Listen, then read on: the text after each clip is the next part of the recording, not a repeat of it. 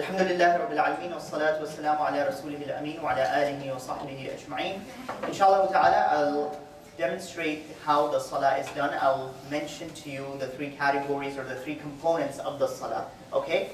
And this will be a quick recap and a summary of what we have been talking about. Usually we start the session of the chapter of the salah by talking about the importance of the salah, the various ahadith and the ayat regarding the salah, and all of that we don't need to go through because alhamdulillah we understand that salah is the second pillar of Islam. It is the only act of worship that Allah subhanahu wa ta'ala did not send an intermediary. He did not send Jibreel alayhi salam to the Prophet sallallahu alayhi wasallam to command him with the salah. Rather, Allah raised the Rasul in his own private audience in the journey of Isra wal Mi'raj, and then gifted the salah to the Rasul sallallahu alayhi wasallam and gifted the salah to the ummah. The Rasul sallallahu alayhi wasallam would say, "Ju'ilat qurratu ayni fi salah," that the coolness of my eyes has been placed inside of the salah, inside of the prayer. Aisha radiallahu anha would tell us that the Prophet, peace be upon him, whenever he would experience difficulties, whenever he would experience anxiety, he would feel that, things are getting really hard, really difficult, how would he comfort himself?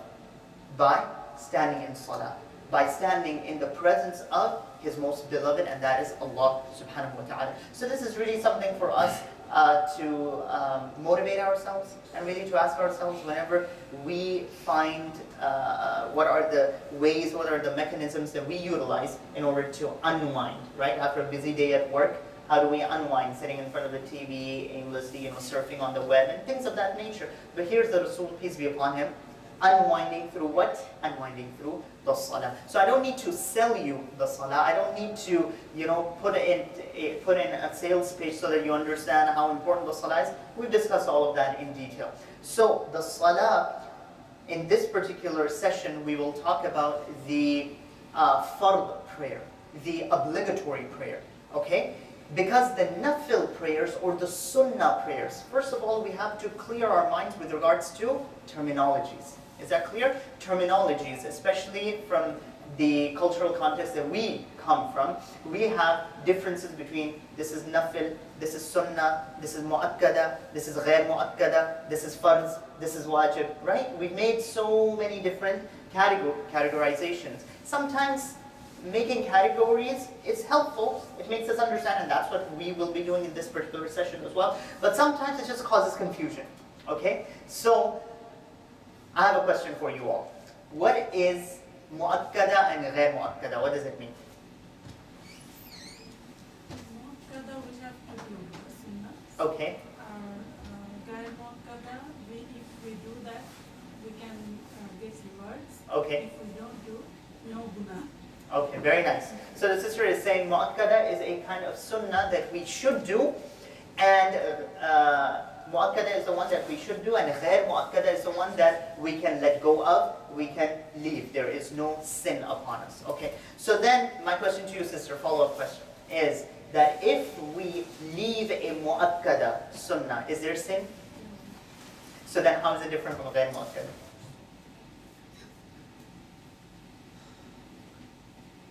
See the issue? Okay, so maybe some of you can share with me what is it that you remember from your version of Sunday school or Maulana Sahab or Qari Sahab or Imam Sahab.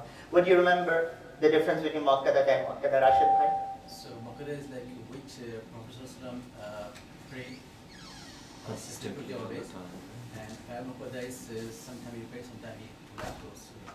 Okay, so Mu'akkada is the one that he frequently prayed, and Ghair Mu'akkada is the one that he would pray sometimes. Okay, so when we open the books of the Sunnah and we look at the Sunnah of the Rasul sallallahu alaihi wasallam, this is absolutely true regarding what the brother has mentioned. However, we don't see these terminologies. Okay, so something that we must keep in mind is the Sunnah of the Rasul sallallahu alaihi wasallam and the nafil actions. Okay. All of these are called the sunnah actions of the Prophet ﷺ. We didn't categorize it, or the Sahaba did not categorize it into nafil and sunnah and mu'akkad and this and that. Okay? Rather, what we do see is a terminology that the scholars use in the Arabic language, and that is called sunan al-rawatib or ratiba. And this would be, in my, I think, estimation, this is the mu'akkada salah. Okay, the mu'akkada sunnah, these are called sunan ar-rawatib. Now, hadith in Sahih Muslim, Salama radiallahu anha says that the Prophet, peace be upon him, said, whoever prays 12 raka'at outside of the fard prayers, how many? 12 raka'at, a house will be built for such a person in paradise, in Jannah. Okay? And I think these are the mu'akkada sunnahs, if we count them. So what are these 12 people? The 2 raka'at before Salatul Fajr, then 4 raka'at before Salatul Dhuhr. How many? 6. 2 raka'at after Salatul Dhuhr, making 8. Then nothing before, nothing after Asr. Okay? Then we come to Maghrib. 2 raka'at after Maghrib, making how many? 10. And then 2 raka'at after Salatul Isha, making 12. Is that clear? Now, the mu'akkada version that we know, there's something related to Asr, before after Asr. I know how many rak'at are those? 4 before Asr, 4 before Dhuhr, and No. Four- 4 before Asr and 4 before Isha. Right? Those are Those are the ones that we know. So the brother from Bangladesh is saying that 4 before Asr and 4 before Isha. Okay, all right. So here is where you have, again, all of these categorizations and everything. Keep your mind simple that, inshallah ta'ala, whatever extra actions you do, there is always going to be reward. Okay? The problem comes in when we don't have an authentic narration from the Rasul sallallahu alaihi wasallam and we specify a number. Then the problem comes in. Okay? But we know Sahih Muslim, authentic hadith, 12 rak'at. And we understand, alhamdulillah. Some narrations would mention, oh, those 4 that were done before Salatul Asr, those were actually some of the Sunnah prayers of the Prophet, peace be upon him, left over from Salatul Dhuhr. And therefore he prayed it at that time. Okay, you'll find explanations like this, you'll find narrations like this. In any case, let's get back to our session. So today's demonstration will involve only, our focus will be on the fard prayer. Something is happening. Keep it down. So we will concern ourselves with only the fard prayer. So I'm going to be praying Salatul Fajr. Let's assume Salatul Fajr. Alright? So we said that the prayer can be divided into the rukn, the arkan, the wajibat, and the sunnah. Alright? Now, the first rukn is standing, because it's a fard prayer. So whatever fard prayer I have, whether it's Fajr, Dhuhr, Asr, Maghrib, Isha, it's a fard prayer. Therefore, standing is a rukn if I'm able to. And we mentioned this disclaimer that whatever medical conditions keep you away or prevent you from doing these arkan, you are forgiven, inshallah. You are forgiven. Alright? So we are talking about a scenario where no medical conditions are involved. You're healthy, you're able to, mashallah, and you're fit, so therefore you have no excuse to not stand. So rukn number 1, standing. Then, the niyyah. Before every action, we should have niyyah. Now the niyyah is never on the tongue. No narration from the Rasul sallallahu alaihi wasallam that he would say the niyyah upon the tongue. So I am making the intention standing in front of the Kaaba, or Muh mere Kaaba Sharif ki taraf, and things of that nature, 4 rakat waste Allah Ta'ala ke, for the sake of Allah, this, that. No need of saying any of that, because the fact that you are standing shows your niyyah. Is that clear? Fine. So, the preconditions of salah happen before the salah takes place. These 3 things that we're talking about, the arkan, the wajibat, and the sunan, these take place during the salah. They are part and parcel of the salah. Is that clear, people? Now, when we say preconditions of the salah, these happen, and these are things that must be taken care of before the prayer. So, we are not talking about that. For example, facing the qibla. For example, being in a state of tahara. For example, being in a state of the wudu. For example, all of that. The niyyah and all of these things, these are preconditions of prayer. Have nothing to do with the arkan and the pillars. Is that clear? Arkan, wajibat, pillars, sunan, all of these happen inside of the prayer. They are part and parcel of my prayer. And having a sound knowledge of this helps me and helps you in understanding when errors happen, when mistakes occur, how do I correct my mistakes? That's why we are talking about the pillars and the obligations and the sunnah, the recommended acts. So the first pillar is standing. Now when I'm standing, how should I stand? Should I stand like this? Should I stand like this? How should I stand? So the way of standing is your natural way of standing, and that is that you look at the outsides of your feet. The outsides of your feet, and you estimate it to be your shoulder width. And we also established last time the hadith of the Prophet ﷺ, "Sallu kama ra'aytumuni usalli," that pray as though you have seen me pray. Pray as if you have, or pray in the same manner that you have seen me pray. So therefore, the Rasul ﷺ made no distinction between a woman's prayer, a man's prayer, a boy's prayer, a girl's prayer. No, everybody's prayer is the same. So you stand and you estimate, you look outside, you never look inside the feet, you look on the exterior of the feet. It should be shoulder width. Then, I should make sure that my feet are not standing with my toes facing in different directions. When I'm facing the Qibla, everything should be facing the Qibla. Make sense? My face, my hands, everything. Then, raising the hands. This is a sunnah. Raising the hands is a sunnah. So to what level? As we mentioned, in this particular session, we're not going to delve into the differences of opinion amongst the fuqaha and the various evidences, which evidence is strong, which evidence is not that strong, and all of that.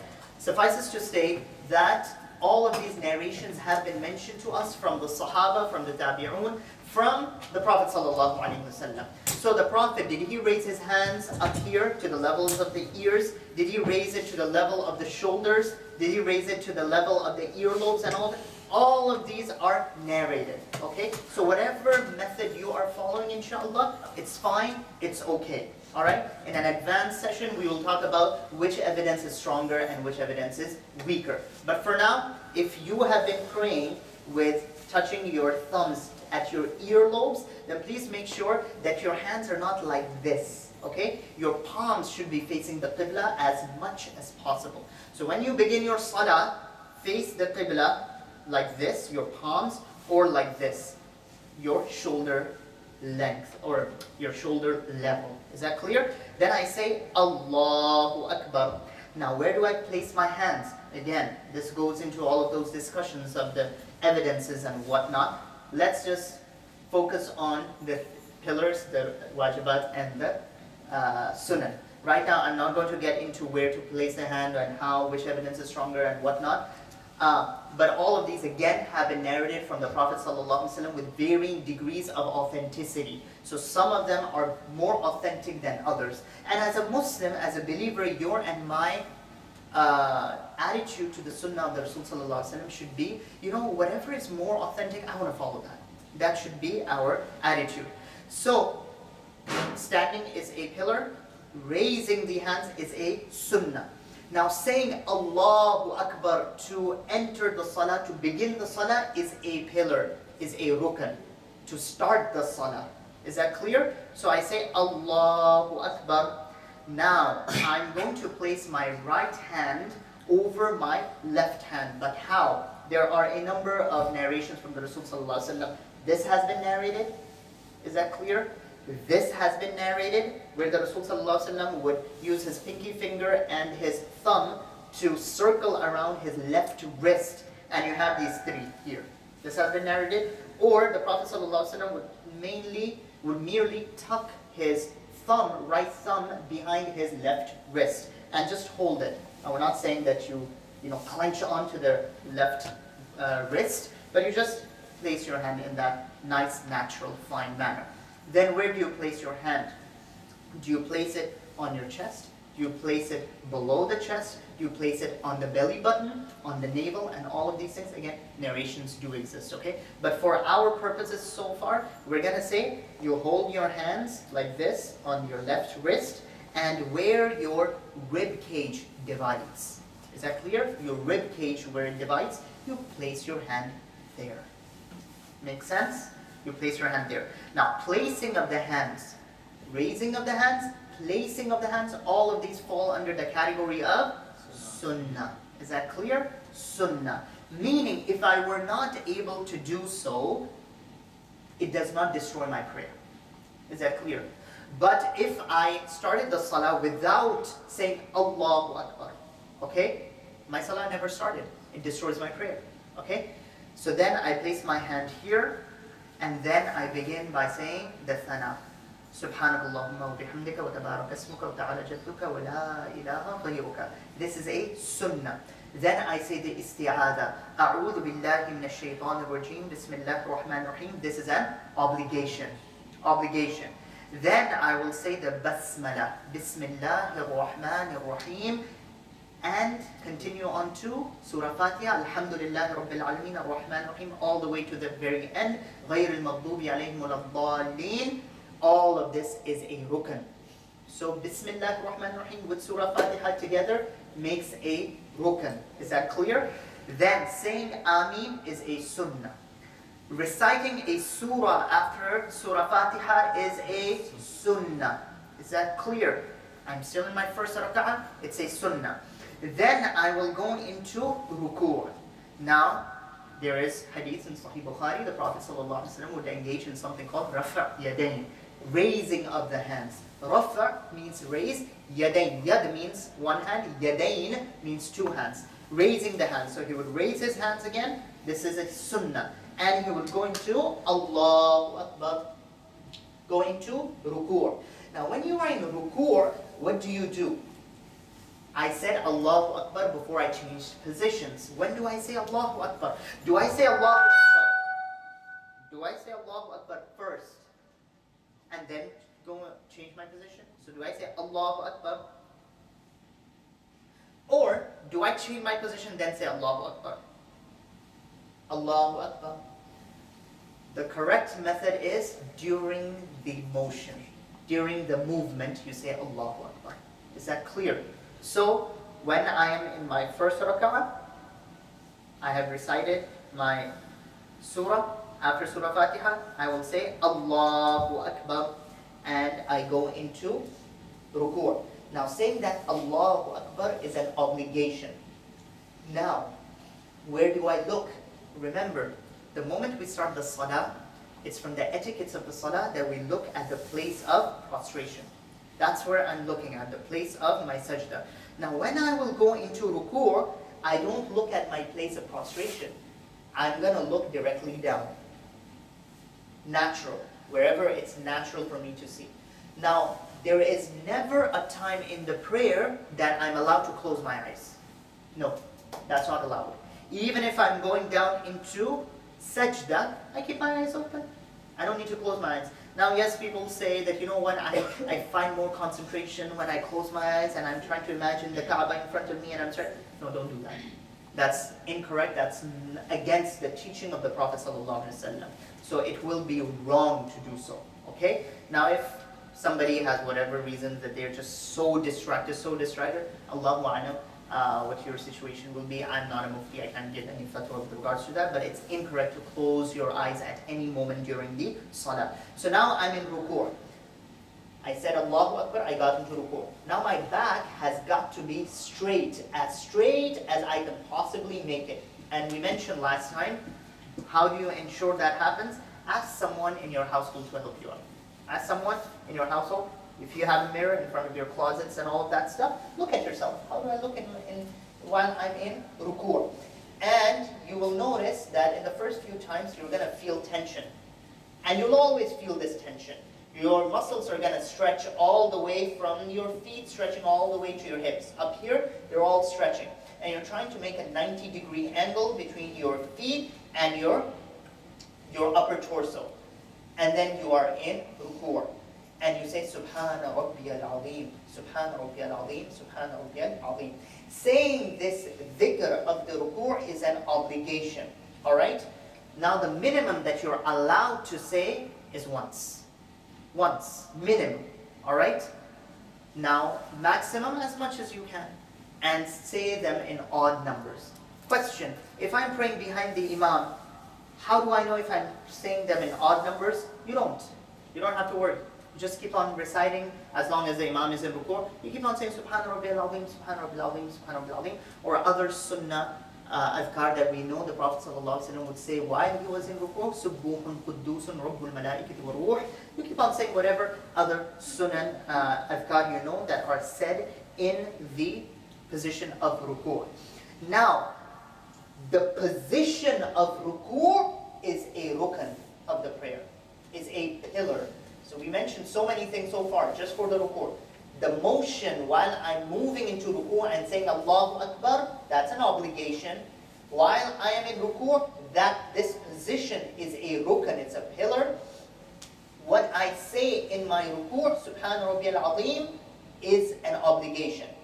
Now, what is the minimum requirement? Say I'm super fast, I really want to get to an appointment, I have to catch the bus, the train, the flight, whatever. I have to get into my meeting. When I am in a ruku or in whatever position of the salah, how do I know if I'm spending enough time? Because Brother Shuaib, you just said that minimum of one time. What if I say Allahu Akbar subhanallah, Sami Allahu liman hamidah? What just happened? What happened was this, that the bare minimum requirement of every position of the salah is that your bones must settle. Your bones must settle. You must be able to at least achieve somewhat of a tuma'nina, it's called. It's called to have a state of rest. Now by rest I don't mean sleeping off and dozing off in your salah. What I mean is that your bones are just not, going up and down in a very quick fashion. Rather, the easiest way to remember that is one cycle of exhalation and inhalation. So you're able to inhale once and you exhale once. That's a good judgment, or you can say maybe how long does that take? Maybe 3 seconds, right? You inhale and you exhale. That should be enough. So a better time frame, if you like, should be perhaps saying at least a minimum of 3 times. Subhana Rabbiyal Azim. That's when you know that in my pillar, I am properly settled. Subhana Rabbiyal Azim, Subhana Rabbiyal Azim, Subhana Rabbiyal Azim. Then comes the next step. Sami Allahu liman hamidah. Now that I'm raising my hands, Raf'a yadayn, this is a sunnah. Okay? I raise my hands. Sami Allahu liman hamidah. Rabbana wa lakal hamd. Standing, this position of standing is a rukn, is a pillar. Okay? So I cannot do a lousy job and come up from ruku, Sami Allahu liman Rabbana wa lakal hamd, Allahu Akbar, and go back down. No. My back has got to be completely erect and straight. Is that clear? This is a rukn. Saying Sami Allahu liman hamidah, saying Rabbana wa lakal hamd is an obligation. Is an obligation. So, what did we define the meanings of? Now you guys should all be experts, mashallah. What is the definition of pillar, obligation? What's the difference between the two? Who remembers? One is if you miss one that pillar, then you have your namaz prayer is Not valid. So if a pillar is missed out, then your namaz is void. You have to redo the action. Good. You have to redo the action, not your whole namaz is void. Your rak'ah is void. You have to redo the rak'ah. This is pillar. Obligation, if you miss an obligation, what's the definition? You can rectify just that. compensate with the extra sajda. Correct. So Sajda sahu. If I make a mistake in a pillar, what do? I have to correct that rak'ah, then you have to and I still have to do sajda sahu. Remember, in obligation, I never have to repeat that action. So for example, how many times this has happened to so many of us? We're in ruku, and we say Allahu Akbar. Right? Instead of saying Sami Allahu liman hamidah, we forgot to say Sami Allahu liman, we said Allahu Akbar. Now, of course, in the spur of the moment, you remember immediately. Yes, fine. You can say Sami Allahu liman hamidah. Correct yourself. Say Rabbana wa lakal hamd. But let's say you were so, you didn't remember. You said Allahu Akbar, and then you said Allahu Akbar and went into sajda. What happened now? My Sami Allahu liman hamidah, Rabbana wa lakal hamd. All of that disappeared. Right? I made a mistake. How can I rectify that? No need of repeating. No. Well, how am I going to clear that up? Simply sajda sahu at the end of my salah. Make sense? Okay, excellent. So now we are in the standing position after ruku'. Sami Allahu liman hamidah, Rabbana wa lakal hamd. We mentioned this is obligation. Now I will say Allahu Akbar, and I've gone into sajda. Now that I've said Allahu Akbar, this movement was what? Is this Allahu Akbar? What category is it going to fall into? Obligation, not rukun, brothers. Obligation. Every takbir of movement is an obligation. Is that clear? Obligation. Now the position of sajda, that is a pillar. Excellent. That is a pillar. Now, when I am in this, the position of sajda, I will say Subhana Rabbiyal A'la, Subhana Rabbiyal A'la, Subhana Rabbiyal A'la, at least 3 times. Is that clear? But again, the pillar would be saying Subhana Rabbiyal A'la at least once. But we just clarified, right? We just clarified that's not enough time for my bones to settle. So I'm going to give myself at least 3 times. Allahu Akbar, Subhana Rabbiyal A'la, Subhana Rabbiyal A'la, Subhana Rabbiyal A'la. Now, how do I do my sajda? The Prophet ﷺ would keep a gap between his head and his body, such that a small animal could go between it. So a small animal like what, maybe a cat you can say, or you can say a little, a little kid of a goat, a little, that's the distance that he would have while he is doing sajda. Now, when you're doing sajda, again, keep it natural. Keep it natural. You'll see sometimes some brothers, they're doing sajda like this, and you're just wondering what on earth is going on.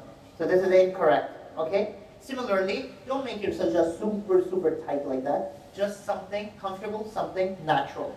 Now, we also mentioned last time that the feet should not be dangling. This is a mistake. The feet, and that's why you see many of the fuqaha, they say when you are in sajda, we have hadith from the Prophet ﷺ that he would bring his feet together. Is that clear?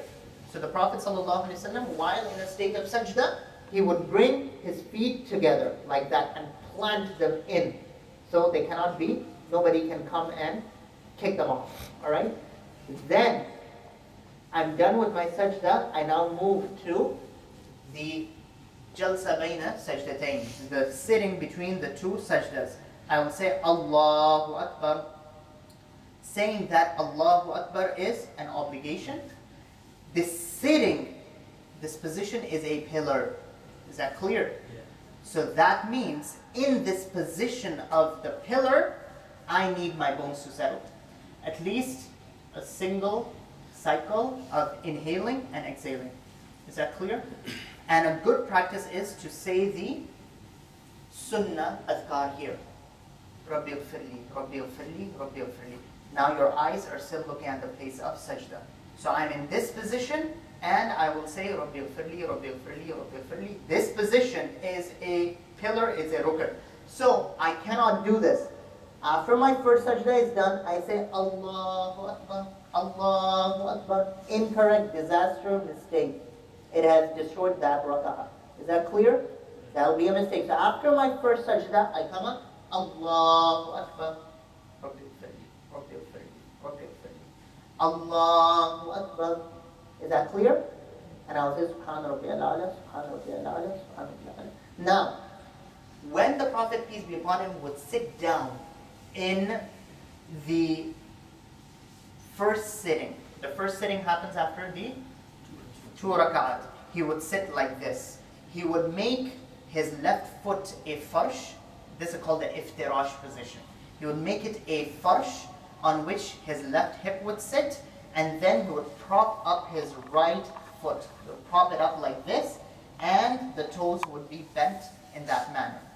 This is the way the Prophet, peace be upon him, would sit. Now, if somebody, again, as we mentioned, cannot do this because of various issues that they have, then it's fine. You can keep your foot like this. You can keep your foot like this. Is that clear? You can keep your foot like this. You can keep your foot like this. All of this is okay.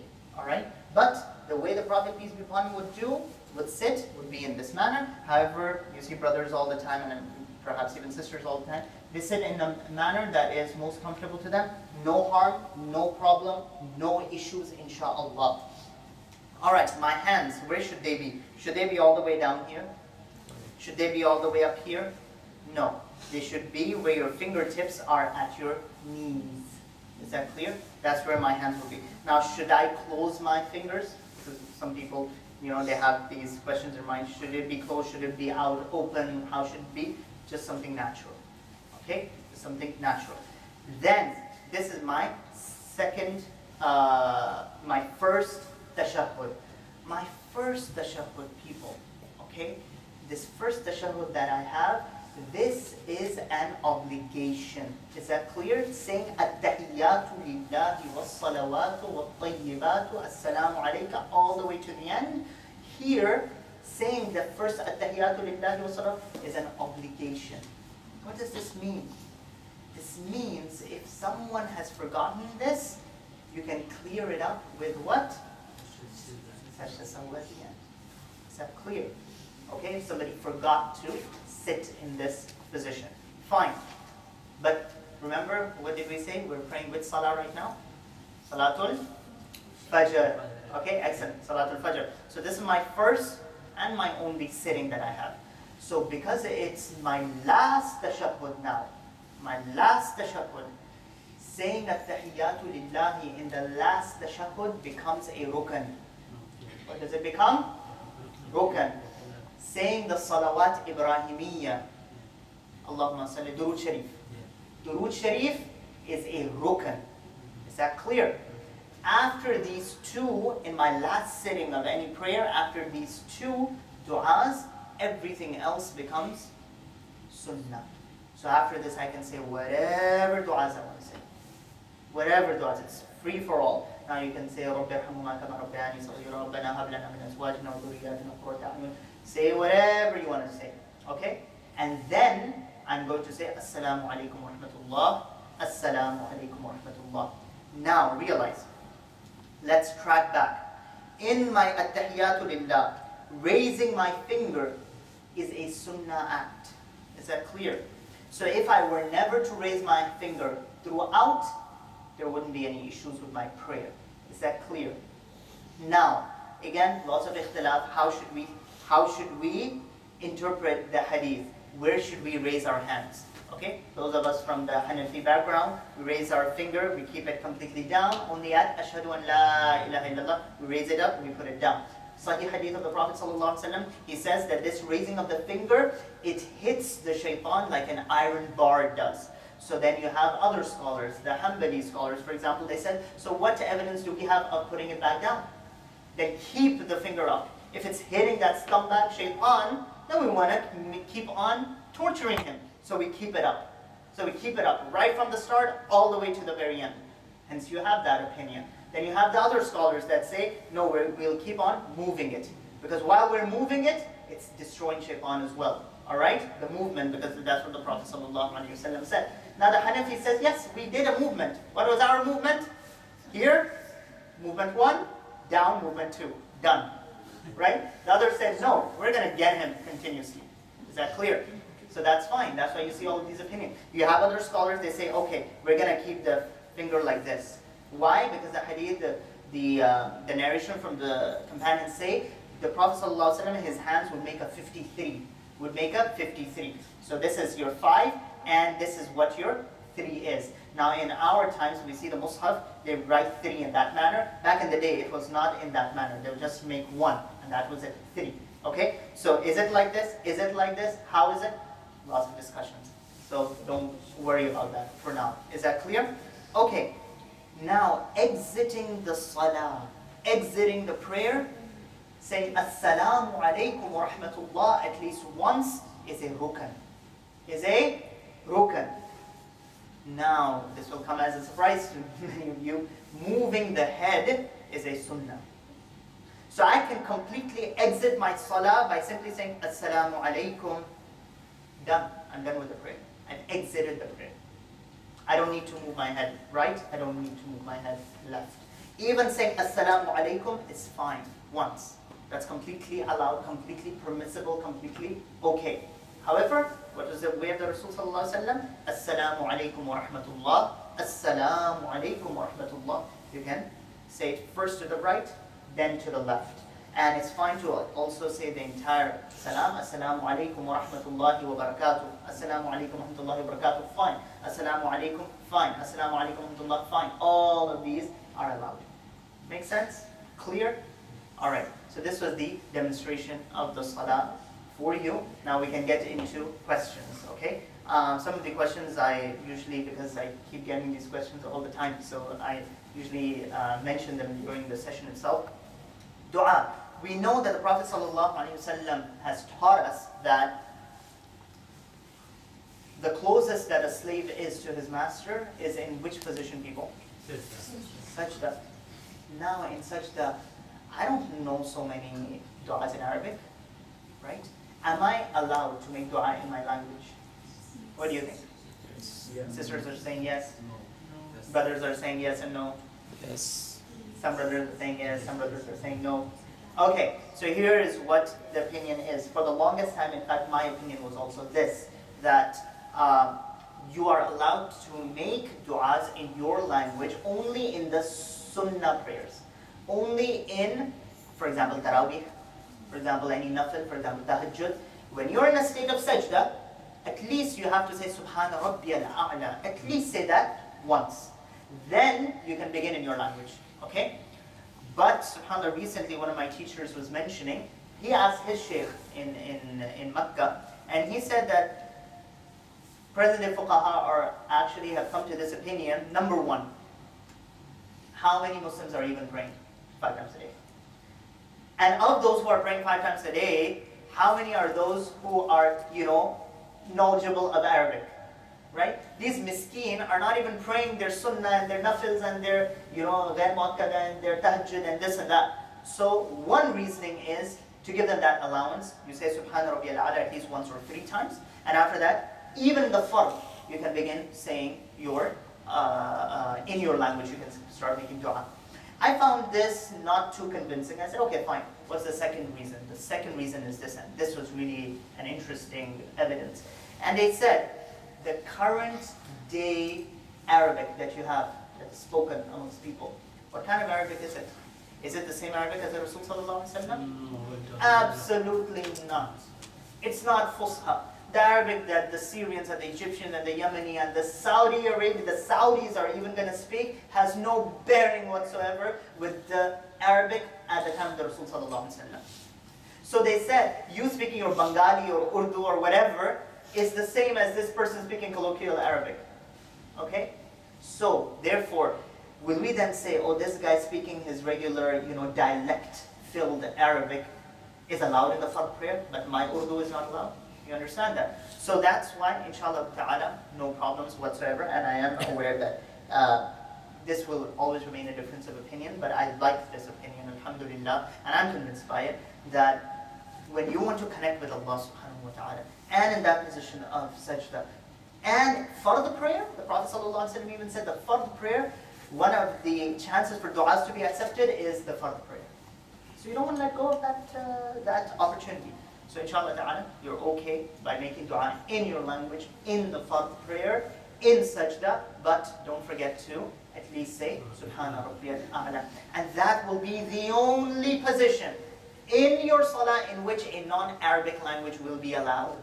Now if someone is standing up after Surah Fatiha and then they decide to recite another surah in English, this will invalidate the prayer. It's gone, it's done, it's finished. Invalid straight away. So that is the only moment when inshallah ta'ala you will have that opportunity. Miscellaneous issues. When I am